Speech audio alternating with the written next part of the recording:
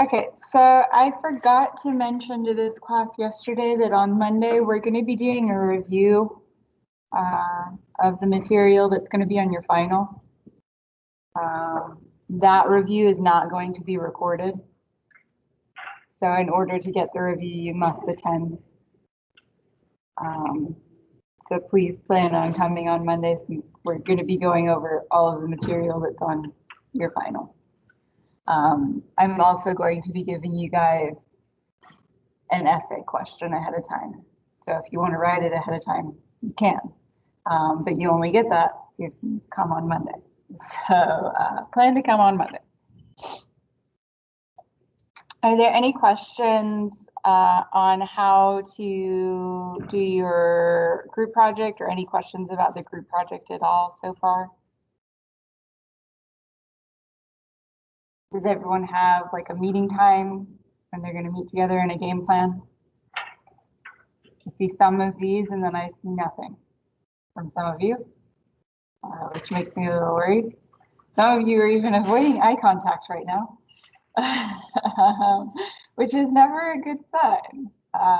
So you guys should have some sort of a game plan. You should know by now which objects you want to use and who's going to do which part. That'd be a good idea. That way they can go ahead and start researching on that information. And then maybe set up a meeting time to come together and put all of your information together and proofread and edit stuff. That's a good way to go. That's how most people end up doing it usually. But that's just a little thought for you. Yesterday, we started getting into post-impressionism.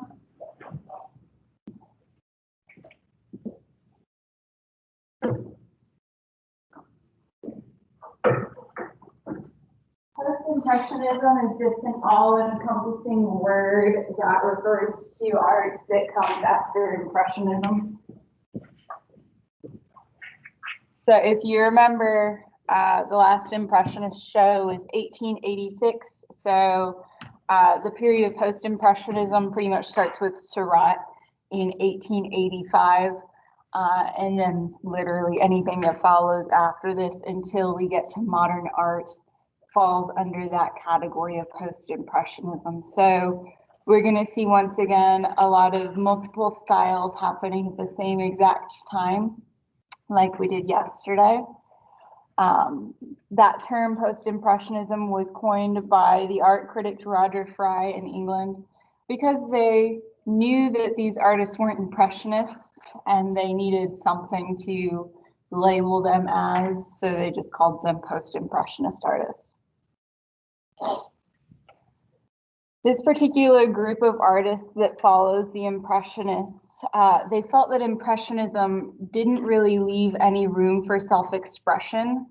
So we're now going to witness, well, we kind of already did yesterday, starting with Van Gogh and Gauguin, artists that are trying to use art as a form of self-expression,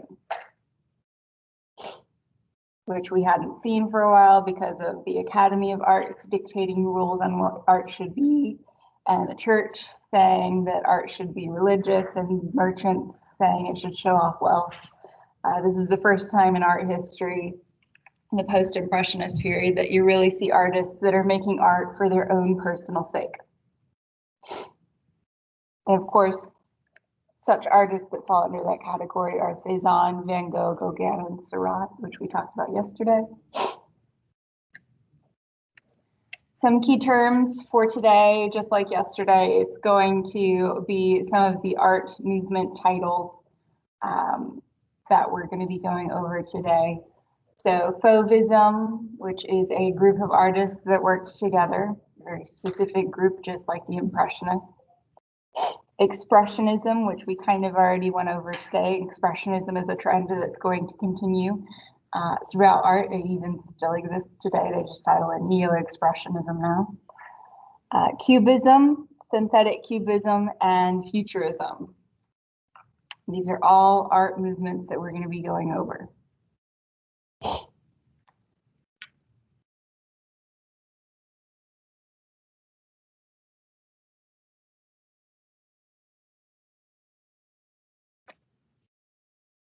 So things that are changing that are going to be influencing these artists from this particular era are philosophical trends and psychological trends like the writings of Sigmund Freud and Carl Jung.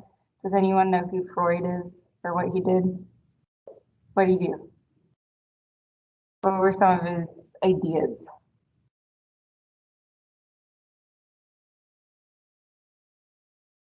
I saw a lot of these when I asked if anyone knows who Sigmund Freud is, and now it's just nothing. Anyone know what he was? Starts with a P. Person. Yes, he's a person. Thank you, George. A psychologist, yeah. Sigmund Freud and Carl Jung were psychologists. Freud was the psychologist that wrote about the id, ego, and ego, and felt that a lot of our underlying desires, which can be pursued in dreams and spaces like that, sometimes have to do with our sexual desires as well as how we were raised as a child. So sometimes it relates back to mother and father issues. Jung was a student of Freud, so fairly similar lines of thinking, a little bit more developed though. The Wright brothers, what did they do? Planes, yes. The Wright brothers, and planes in particular, are going to very much influence those futurists that we're going to be talking about today. And then, of course, science itself, Marie Curie and Einstein, very famous scientists from that particular era. So all of these different ideas, thoughts, and trends that are popping up in popular culture will end up eventually influencing artists and artist movements. For example, Freud is going to really influence the surrealists that we're going to be talking about tomorrow. Like I said, the Wright brothers influence the futurists that we're going to be talking about today. It is important to note that artists are not completely cut off from the world. They do read and learn about things just like regular people. Of course, back then it was like newspapers. Today it's more social media. But artists will grasp onto popular trends and ideas and make art that is inspired by it, even today. So it's not really a new thing for artists to use those ideas as a form of their own self-expression. So, of course, there are impacts with the Industrial Revolution happening around the world. We now have a middle-class society with a longer life expectancy, meaning people don't die as young as they used to. There are revolutions happening around the world now, thanks to societal structures not working. And artists are, of course, inspired by all of these different news titles that were popping up throughout time. Okay, so obviously there's a lot of rapid changes happening in the 20th century. There's a lot of diversity happening as well. Different artists are going to gravitate towards different topics, just like people generally do gravitate towards different trends and topics. There is a lot of individualism happening in the art world now. There are no rules set by the École des Beaux-Arts or Academy of Arts. That is gone now. And it's basically a large free-for-all for artists to do whatever they feel inspires them. So there is a lot of exploration with trends and what you can really do with paints particularly is what we're going to be focusing on today. As I mentioned, the first artist group that we're going to be talking about are the Fauves. The Fauves are nicknamed the wild beasts by critics. It is a derogatory term. They were not well received by the art critics. They were very, very inspired by Paul Gauguin. I mentioned them yesterday when we were going over his works, particularly Gauguin's color usage. They're very interested in how you can push the limits on what you're able to do with different colors. The leader of the Fauves is Henri Matisse. The Fauves only exhibit together for a short time, but Matisse continues on with this style of using really, really bright colors in all of his paintings, even after the disbanding of the Fauve group.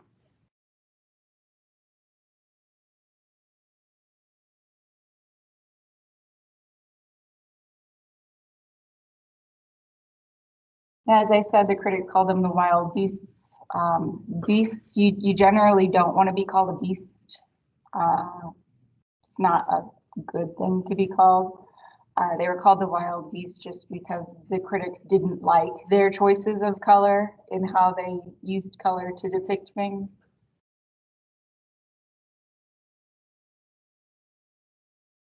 And as I said, they only exhibited together for a very short period of time, only 2 years. But Matisse and several other folks continue to create work that falls in line with their original ideas. They just aren't exhibiting as a group anymore. And they were inspired by the philosophical writings of Friedrich Nietzsche. Nietzsche is a philosopher. If you want to read his works, you can. They're pretty dense. But this is just to give you an example that we are now entering the realm of art in which artists tend to be inspired by outside things. So here is Matisse's Harmony in Red, just to give you an idea of how they used colors. Matisse did go to art school. He knew how to make things look realistic. This was a choice to make things look very flat and two-dimensional. It was his personal preference and choice. We're going to see that happening a lot. Almost all of the artists that we're going to be talking about today went to art school. They know how to make things look extremely realistic. They had to do it for a long time, and now they're finally doing what they actually want to do. So this was his personal preference, to make things look extremely flat. So much so that the objects on this table, the table is slanted, they would roll off in real life. He knew that. He chose to make it look like that. Yet there is still that idea of space in this very, very flat painting due to the usage of him using overlapping, as well as a little bit of an angle on this table. This would be a window. I had a student one time that thought it was a painting. It's a window. And if you notice, the wallpaper in this made-up space is the same exact design as the tablecloth, which doesn't really help break things up. Kind of just adds to the flatness of the painting. This obviously was done quite a bit of time after the disbanding of the Fauves. This is just an example to show you that Matisse continued on working with really, really bright colors even after the fact. Eventually, Matisse ends up going blind. So what he will do towards the end of his career, because he continues on making art even though he couldn't really see, he ends up cutting up paper and pasting it together, and he can make out colors still, just not really shapes, like super, like me without my glasses or contacts in, basically. Like you can see colors, but not really any shapes at all, was how he was. So he would see these bright colors and he'd get pieces of construction paper, cut out the shapes, and kind of paste them together to make these really interesting and really colorful collages. That's all he could see was the color. So once again, Matisse, leader. We're going to look at another one of his paintings now. This particular painting, The Joy of Life, was done while he was exhibiting with the Fauves. Like the previous slide said, it does have a very childlike quality. Most of Matisse's work does, though. Children don't particularly care what the color of things are when they're coloring in kindergarten and preschool. If they like the color purple, they are not afraid to color a cat purple. that's basically how the fauves are. They work with the colors that they want to work with, even if it doesn't quite match what that particular object usually is in terms of colors. So here we see a green tree trunk, yellow and purple grass, a pink sky, and of course many, many other colors that you wouldn't typically put for those particular objects. Also, the flatness and thick lines and lack of shading adds to that idea of very childlike quality to the painting. You'll notice the date is 1905, 1906. So this wasn't something that he did in like really quick time. He took his time to come up with the concept that he was wanting and the design idea and how exactly he wanted to execute it. Even though it looks like it's quite a simple painting, it's not as simple as it appears. There's also a lot of stuff going on in here, which you wouldn't realize at first glance. This is all about the muses. Does anyone know who the muses are? That's me. Okay. The muses are from Greek mythology and Roman mythology. It's art, music, and dance. They are considered females and goddesses in Greek and Roman mythology. But here Matisse has decided to personify those mythological figures in visual format. So over here we have a young man playing the flute, as well as in the foreground. That represents music. Over here in the background, you'll notice dance. And a lot of these other nude figures, particularly this one, reference Greek and Roman sculptures for art. So you have all three of the muses being represented there. He added in a couple of goats to this side too. I can't ever remember the name of those figures, but the little goat men, half goat. In mythology, they're known for playing flutes. I can't ever remember their names though. Anyone remember? I can't ever remember. One of these days I'll actually remember. But usually their bottom half is a goat and their top half is a little man. Yeah. Satyr, satyr, yeah. One of those. I can't ever remember their name. I'm like, I don't run across those very often in art, so I don't really put it to memory. So as you can see, quintessential Fauvist art uses really, really bold color choices in random spots that they wouldn't usually be used. That's basically Fauvism in a nutshell. Next, we're going to move on to a couple of other groups that were inspired by the Fauves. So they came after the Fauves. And that is two German expressionist groups. The first one is the Bridge Group, or Die Brücke. And the second is the Blue Reiter, or Der Blue Reiter group. So they fall under that category of being really influenced by the Fauves, as well as Cezanne, Van Gogh, and Gauguin, and being also German expressionists, because all of these people are from Germany, except for a couple of Russians that lived in Germany, but still German. German expressionism, we talked about yesterday, a lot of it is about trying to relay emotions to the viewers or feelings to the viewers. So that's why both of these groups we're going to talk about, they fall under German expressionism, as well as being heavily influenced by Fauves. The way that these two groups are heavily influenced by the Fauves is their color choices. Once again, we're going to see people and artists using colors in an odd way. It's going to be basically a continuation of that idea.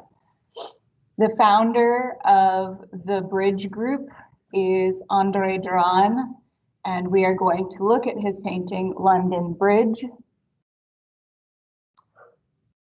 The Bridge Group was all about trying to merge Germany's past with the present.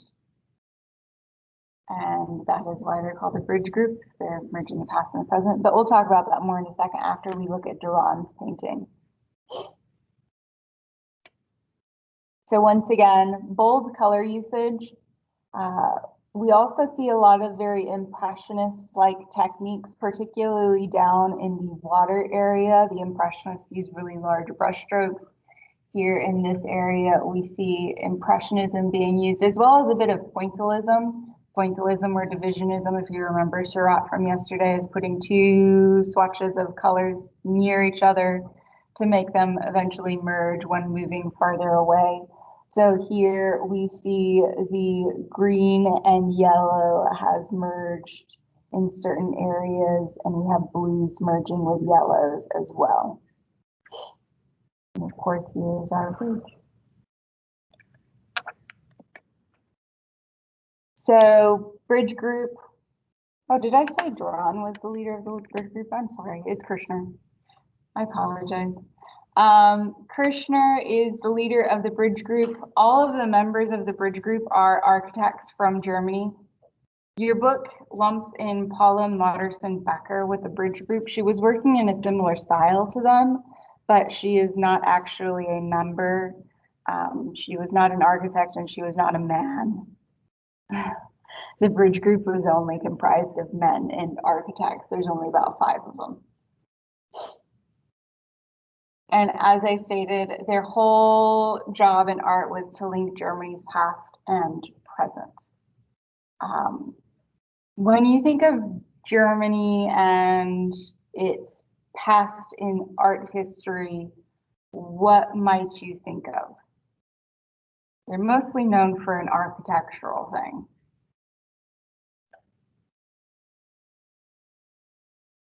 What's an architectural trend that we've talked about that you might think of when you think of Germany?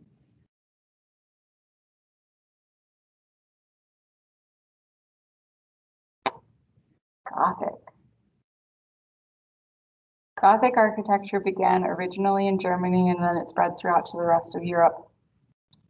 So what are some of the characteristics of Gothic architecture?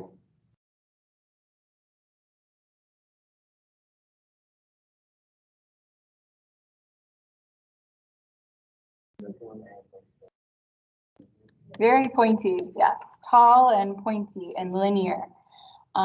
So we're going to see the tall, pointy, linear forms translated from architecture. These guys are obviously architects. Like I said, they're all former architects. So they're very much inspired by Gothic architecture that's very prominent in Germany. And even if you go to Germany today, you'll still encounter a large amount of Gothic architecture everywhere. So they would have been influenced by that, but they're going to merge that Gothic architecture into contemporary painting styles, specifically using really bold color choices like the Fauves did. So they are creating that link between Germany's past, particularly its architectural past, and the present trends in art. So as I said, leader is Kirchner. A lot of the themes that follow with these German expressionist groups, like I said, the first one's the Baroque or the Bridge group, and then the second one's the Blue Rider. Some of the themes they're concerned with are natural life, sorrow, passion, spirituality, mysticism, and the human condition. Did they translate those things well? Possibly, possibly not as clearly as other artists that will follow suit or came beforehand. Edvard Munch does a bit of a more literal job at explaining those things. The Bridge and the Blue Rider group make those topics a little bit harder to discern. You do have to read into the paintings a lot more. These artists also incorporated current trends in art, such as Cubism and African sculpture. You wouldn't think African sculpture would be a current trend in art, but it was around this time period that museums started to exhibit African masks in particular.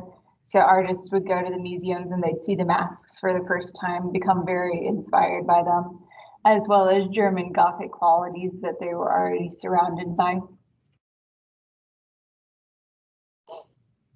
And of course, the artwork that we're going to look at from Kirchner is Street Berlin, which continues with that usage of really bright, bold colors.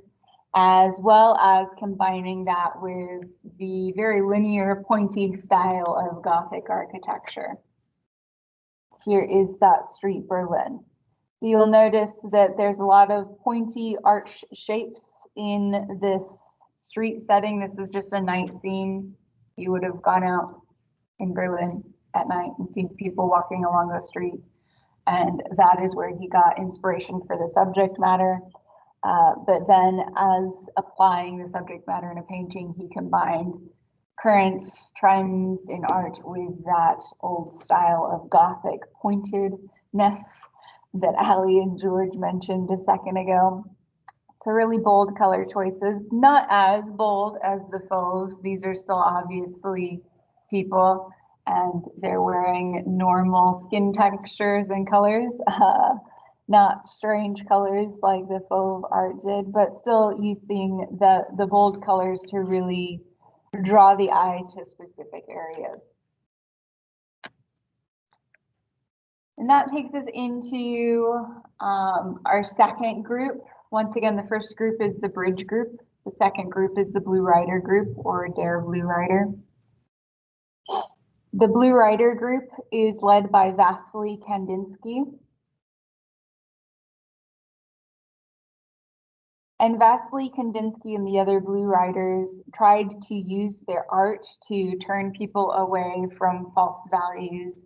So basically still trying to squash those old styles of art, doing like landscape and realism and romantic and neoclassical, and trying to bring people into the new age of art.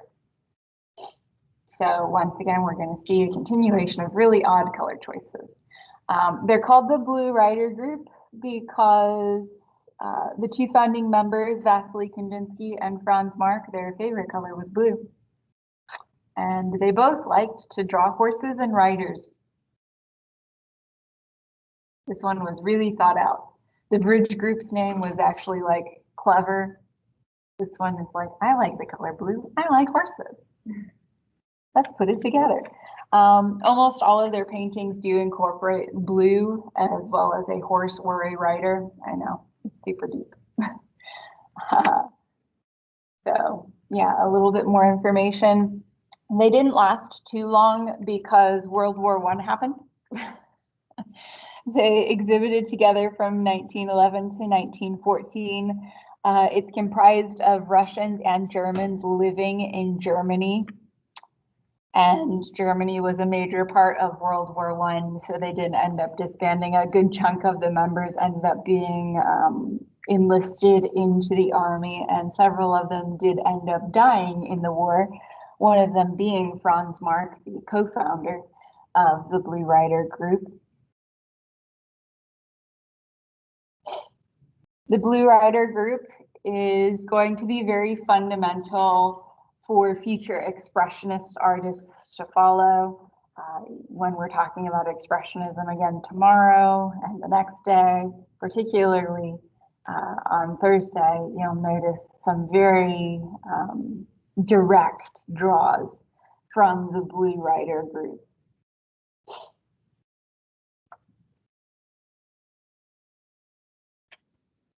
So they did release a yearly almanac. Basically, it was a little newsletter to catch up the members on what was happening. And this is just one of the covers of the almanac. So you have a Blue Rider. This is Vasily Kandinsky's Blue Mountain. So once again, really odd color choices, different usage of lines than what the Fauves or the Bridge group did before. The Bridge and the Fauves did make like pretty accurate outlines of objects.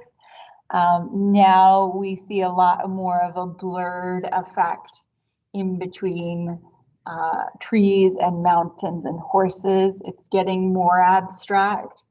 Vasily Kandinsky is going to be one of the forerunners of abstract expressionism. So you do kind of see that in some of his earlier works. We'll look at one of his later works in a second, and you'll really see abstract expressionism then. But of course, we have our Blue Mountain and our riders. That's what we need with the Blue Rider group.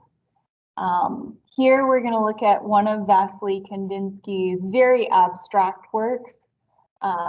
Vasily Kandinsky later on, and this is the style that he ends up sticking with for the rest of his career, goes really abstract. He does non-representational abstract art, meaning he's not trying to represent anything visual. Sometimes abstract artists do try to represent something that they see, just in an abstract way. So Vasily Kandinsky, I've talked about him before, but I don't think we've actually looked at any of his work. He would listen to musical scores and try to illustrate the sounds.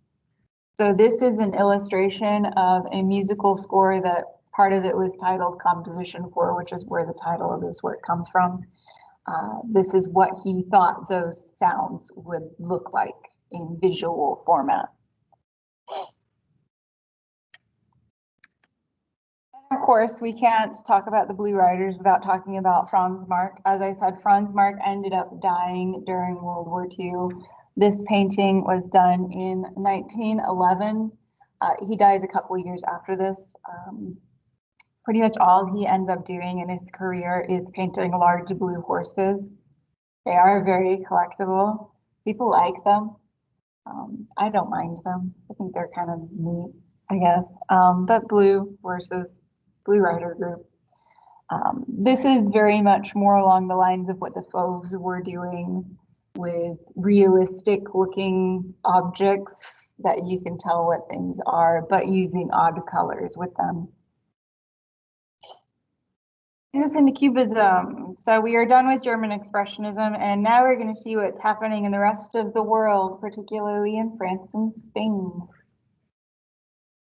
So Cubism is an art trend that was invented by Braque and Picasso. George Braque and Pablo Picasso are working together in the same town in Spain. Well, actually in Paris at the time. They met each other in Spain and then moved to Paris to work on it. Braque ends up sticking with Cubism throughout his entire artistic career. Picasso will go through different periods. Picasso is usually the one that's attributed with inventing Cubism, but Braque and Picasso did it at the same exact time together. They're good friends.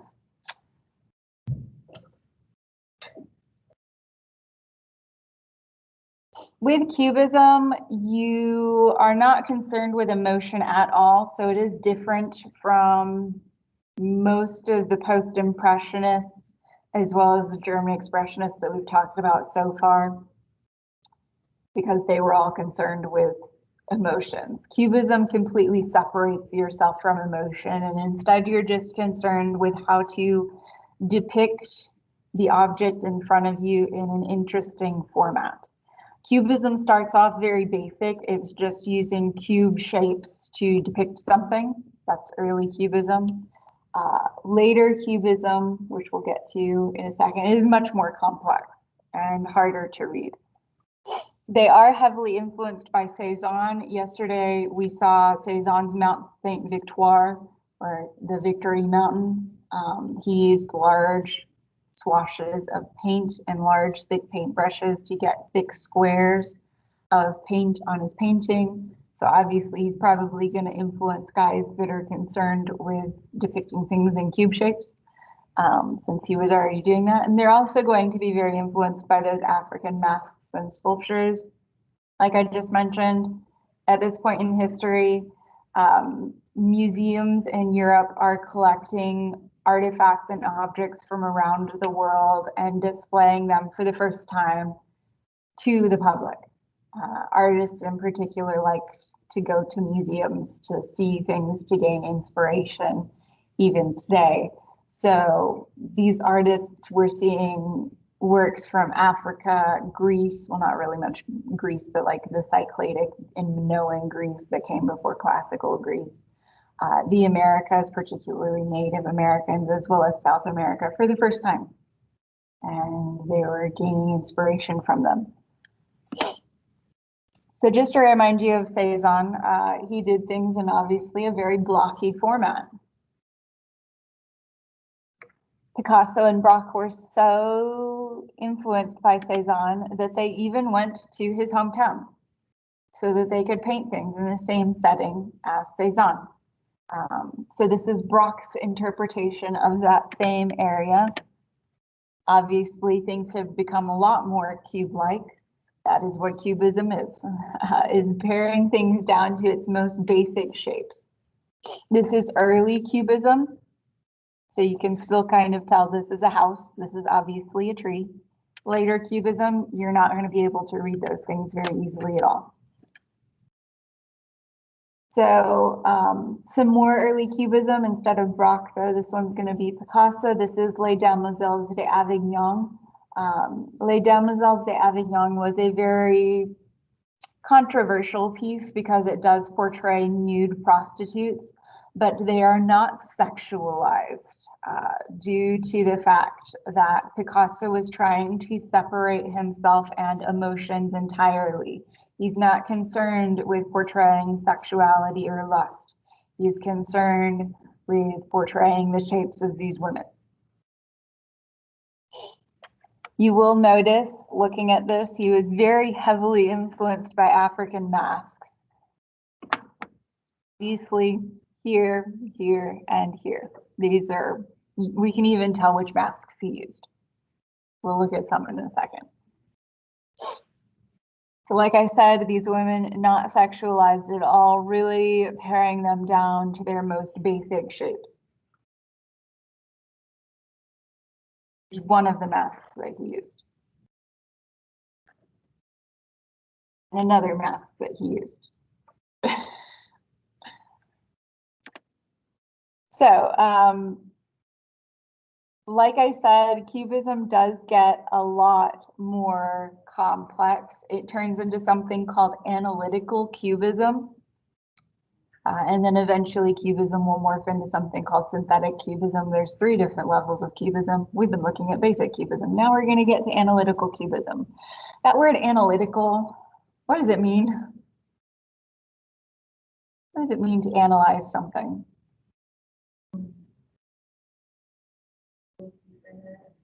Yeah, you're really looking deeper at it and studying it closely.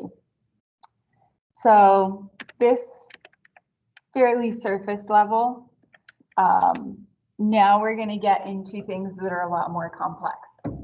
How many of you guys have ever, in like geometry class or something, gotten a bunch of squares and you were told to use those squares to make a cube? Like squares of paper. Flat sheets of paper, and you were told to make a cube out of those flat sheets of paper. Eventually, you would end up with something like this, just in paper format instead of cardboard, unless you were using cardboard. Well, before you used those pieces of paper to make this cube, did those pieces of paper look like a cube? They just looked like flat pieces of paper. That's analytical cubism. It's breaking things down to what they look like before you actually build the shapes. So the cube in a flat format with all sides being shown at the same time. Imagine this being broken down to where we can see all the sides at the same exact time. That's analytical cubism. So things get a lot more difficult to read and understand when you're looking at an analytical cubist painting, because you're looking at all of the sides of an object at the exact same time.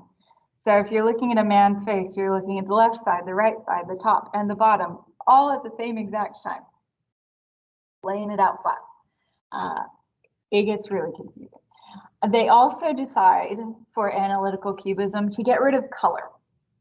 So things are going to be monochromatic now, because colors add emotion, they add depth, they help you understand what objects are.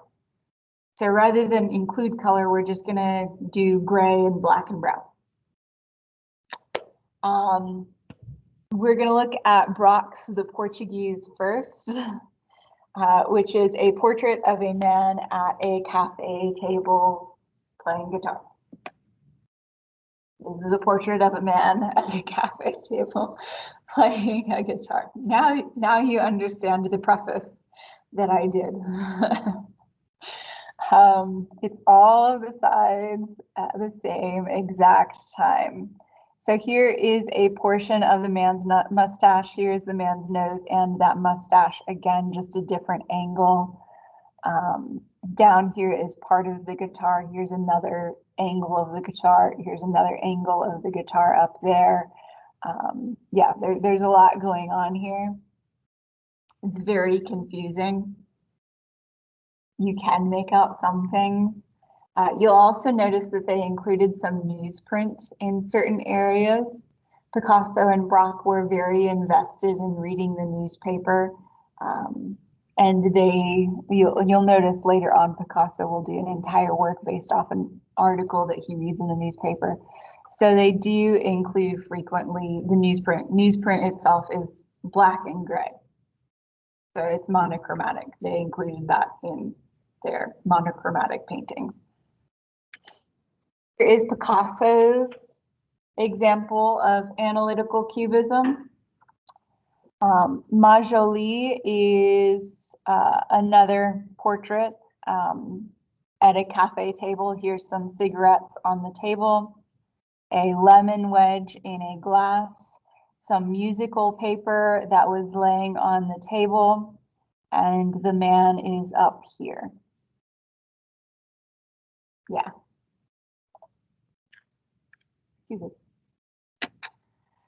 Like I said, eventually they will get, well, Braque ends up doing analytical cubism for the rest of his career. Picasso moves on to something called synthetic cubism. Synthetic cubism is incorporating different textures and colors and mediums besides just doing paintings. So doing collage, doing sculpture, but with that cubist idea still of trying to break forms down into just basic geometric shapes. So both of the examples of synthetic cubism we're going to look at are from Picasso. We're going to look at his collage, violin, fruit, and wine glass first. This is not complicated to read like analytical cubism. And then we'll look at his guitar, which is also extremely easy to read.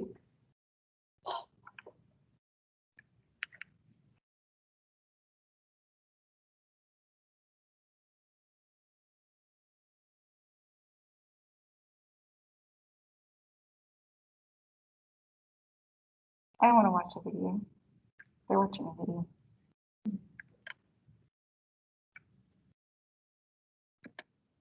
So here is that violin, fruit, and wine glass. So we're still looking at all of the different sides of the violin at the same time in a very flat format. He even incorporated some wood that he'd drawn and sketched on a piece of paper to echo the wood of a violin. Here are our pears up at the top and our wine glass. Once again, adding in a lot of newspaper print. And yeah, it's a collage.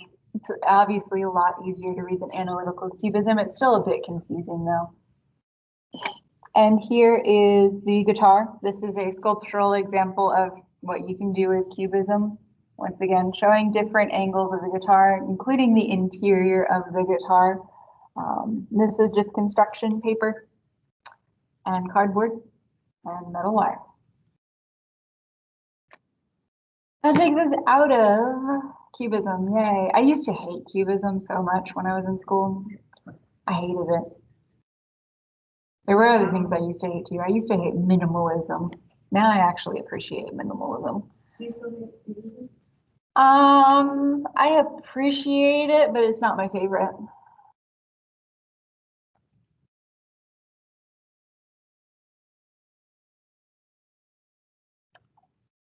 I think it's just the complexity of trying to understand what's happening in the paintings that dissuades me from wanting to like it. I instantly liked the Fauves and the Bridge and the Blue Rider group, but I very much enjoy colors, which is probably the other reason why I didn't like Cubism.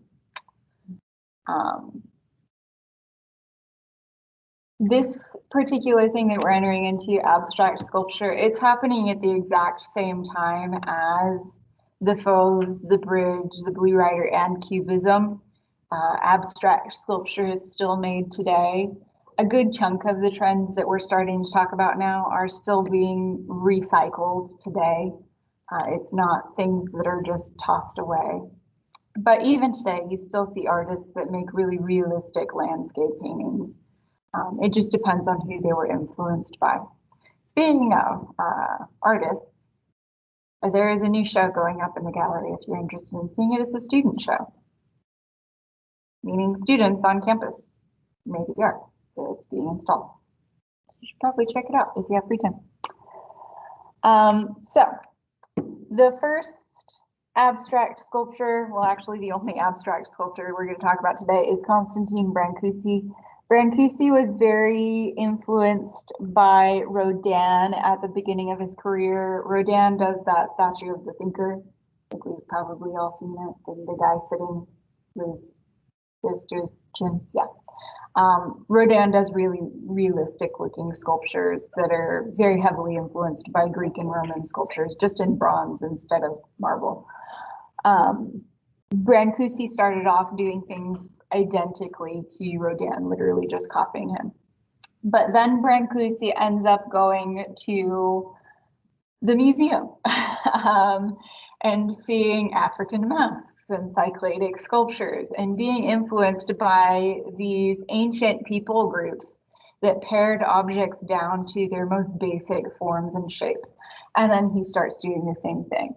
So what we're going to do to go through Brancusi is we're going to take a little sneak peek of his career briefly, starting with Sleep in 1908. Sleep is very reminiscent to his teacher Rodin's work. It's very realistic looking. It also is reminiscent of Michelangelo's Awakening Slaves. It looks like it's an unfinished piece, even though it is finished. Then a couple years later, he ends up going to the museum and seeing this, which is a Cycladic Greek figure from 27,000 BCE. And instead of doing things like this, he decides he's going to do things like this now. It's the same subject matter. It's someone sleeping. But obviously, very much more reminiscent of this work than classical Greek sculpture. And then eventually he ends up going super pared down with really, really basic shapes. And that's what he sticks with the rest of his career. And this all happens from 1908 to 1915. So very quickly in his career. This is Newborn 1. Any guesses as to why it might be titled Newborn? What's it look like?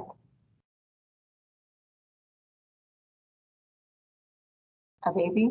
No. It does not look like a baby. Something you might have had for breakfast. An egg. It's an egg. Yeah. It's an egg. So I guess a baby?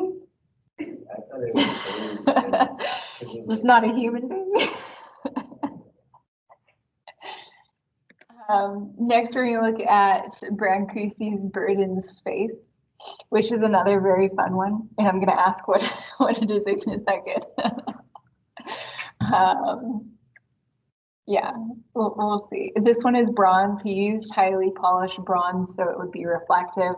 We're going to start seeing a lot of artists in the future from him on out using really, really highly polished bronze. It almost looks like gold, which kind of captures viewers' attention when they're going to galleries and museums. So here is Bird in Space.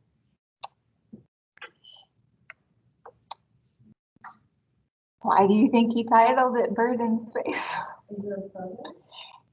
Yeah, it's a feather. That's one way to look at it. There's two ways to read this one. So for the second way to read it, you have to understand that by 1928, something had already happened as far as inventions.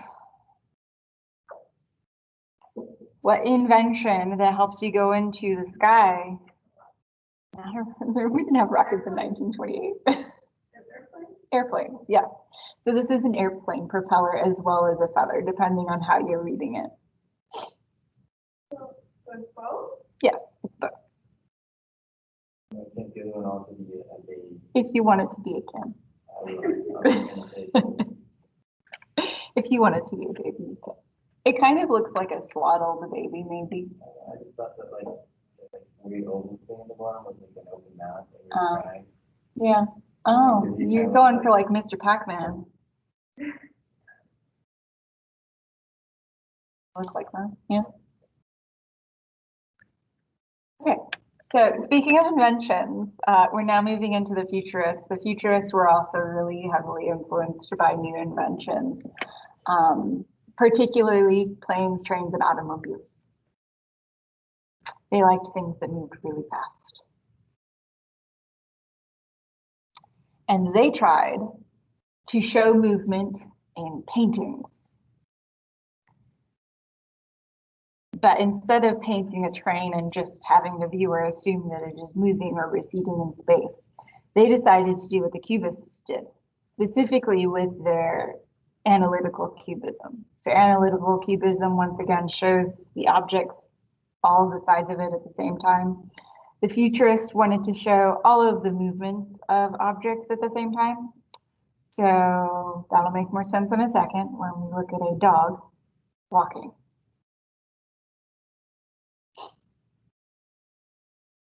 They very much celebrated machines. All of the futurists were from Italy. They are all Italian. Futurism is solely Italian. And the first one that we are going to look at is Umberto Boccioni's Abstract Speed, The Car Has Passed. For the first time in his life, the artist rode in an automobile, going at top speeds of 35 miles per hour. And he was fascinated, particularly with looking out the window. So if you look out the window of a car, probably going faster than 35 these days, things will fly by you very quickly, correct? The landscape will rush by. He wanted to paint the landscape going by very quickly.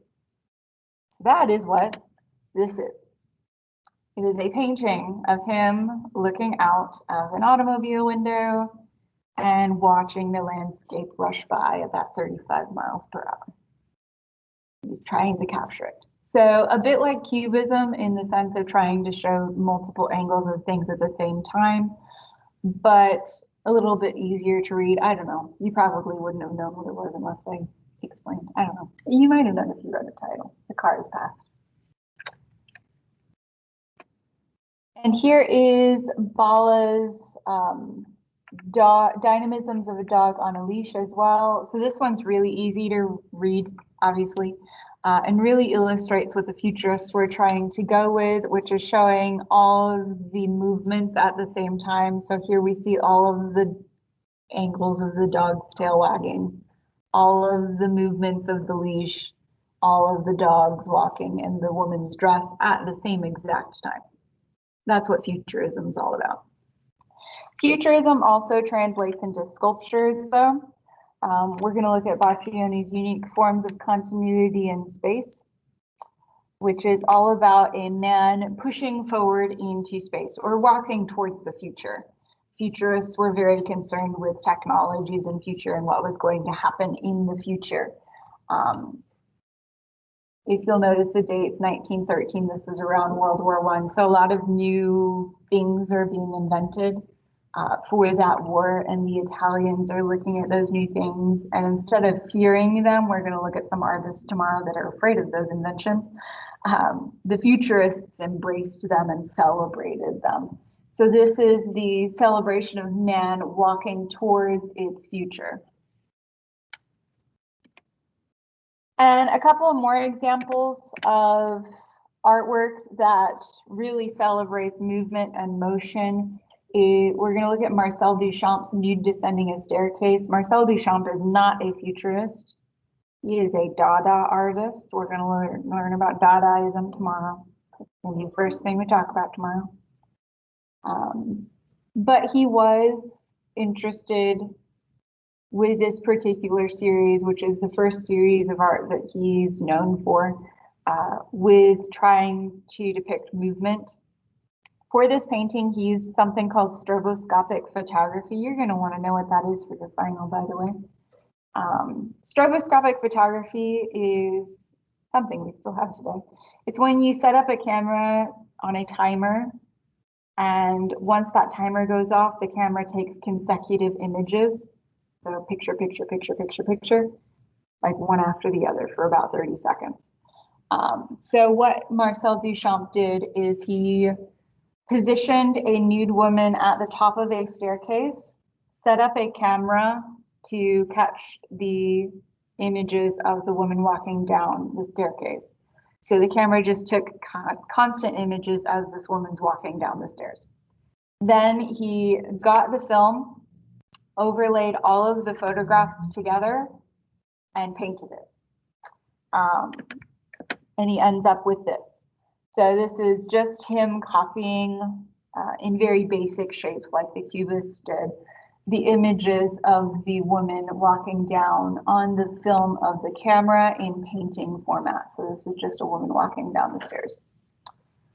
This was exhibited at the 1913 Armory Show in the United States. The Armory Show is the very first show that brought modern art into the US. The United States citizens did not like it. They wanted to keep doing landscape painting versus this. And the President of the United States, when he saw this, he said it looked like a shingle factory exploded. Possibly, yes. But yeah, not well received by the US public. Europeans loved it though. So yeah, like I said, it shows the movement of the woman walking down the stairs all at once, just like Cubists. So very, very inspired by Cubism. Another artist that was inspired by movement, as well as a little bit of Cubism and Futurism, is Sonia Delaunay-Turk. We're going to look at Le Bal Bullier, and this is our last image of the day too. I tried to go and eliminate a bunch of stuff so that you had some time in class to work on stuff.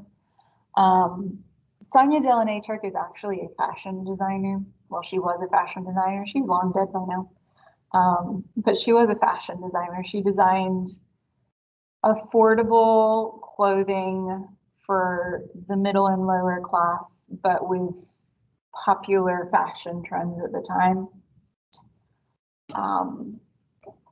And that sometimes did translate over into art that she was making. She was married to a really famous artist, so optical illusion painter. You know, those paintings that look like they're moving even though they aren't. Yeah, he does those. So you can kind of see how she might have been inspired by her husband, as well as Cubism and Futurism. This shows a ballroom floor and couples dancing on it. So these things that look like penguins are actually couples dancing on the floor. She did use mattress ticking for this, so a fabric instead of canvas. So kind of pulling from her fashion roots to paint on mattress ticking, which is a soft, very porous fabric to make this. Her fashion designs also looked like this, so a bit like patchwork with really bright colors and interesting design choices. Yeah. So that's the end. So tomorrow we are going to start off with art between the wars. So art made between World War I and World War II. You saw a bit of a taste of that today with the Futurists and Cubism. So we're going to see trends like that carry on into tomorrow's lesson as well. And that's pretty much how the rest of this class is going to be. You're going to notice that the artists that come next will be inspired by the ones that came before them, and will somehow figure out a way to incorporate the previous trends into their art, except in America, because like I said, we did landscape paintings for a really long time. It's a very sad place in America. Even South America was like very progressive in comparison to the US in terms of art history. We were very much conservative in our art choices during this period of time. So yeah, you guys have the rest of the class to work on your group project. I'm going to recommend that you do that Since I can't guarantee you time the next few days to do